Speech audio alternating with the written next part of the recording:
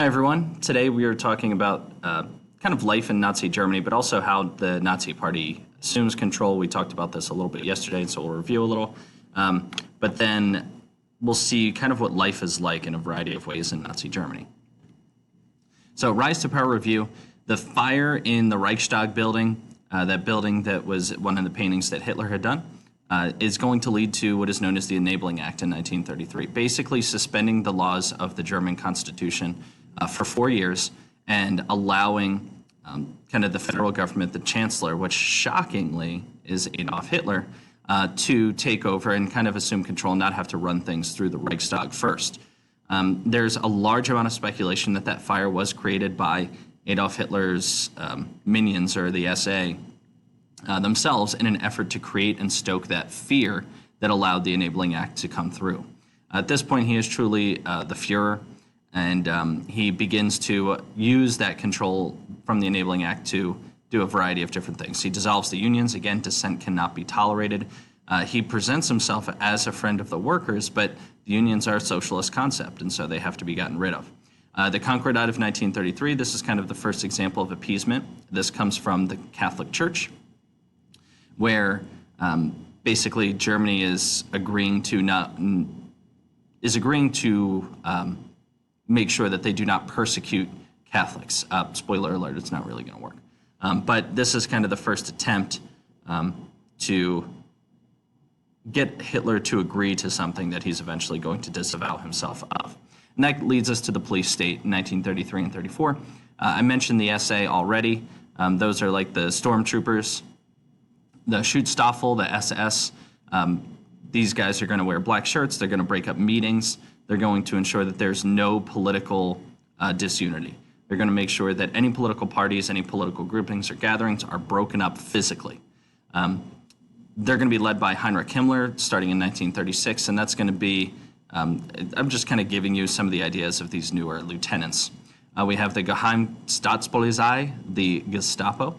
Then we have March 20th, 1933, the establishment of Dachau. And initially, Dachau is a work camp, a concentration camp for political prisoners. Before we get to the Jewish question, it's about the political prisoners.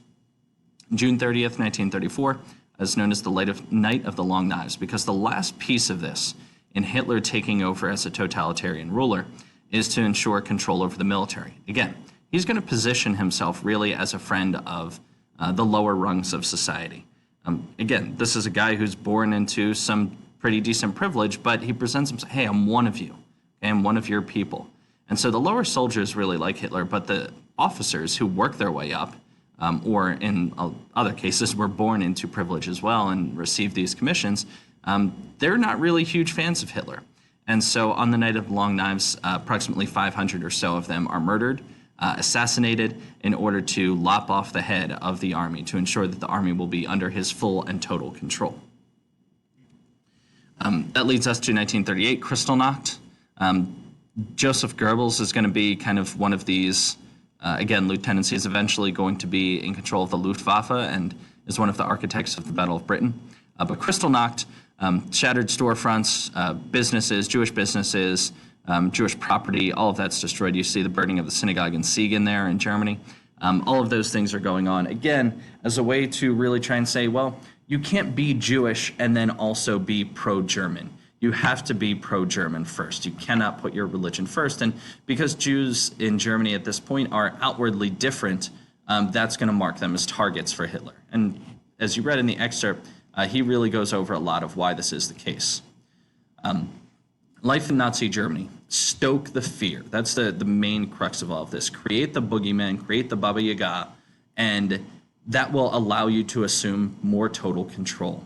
People will be more willing to give up control to a dictator if you say, there's something out there that only I can protect you from. Create that fear, create that panic.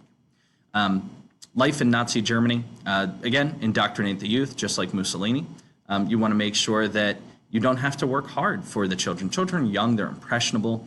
If you've read The Book Thief, that's a great example of how the Hitler Youth movement was used to make sure that power is consolidated under Adolf Hitler.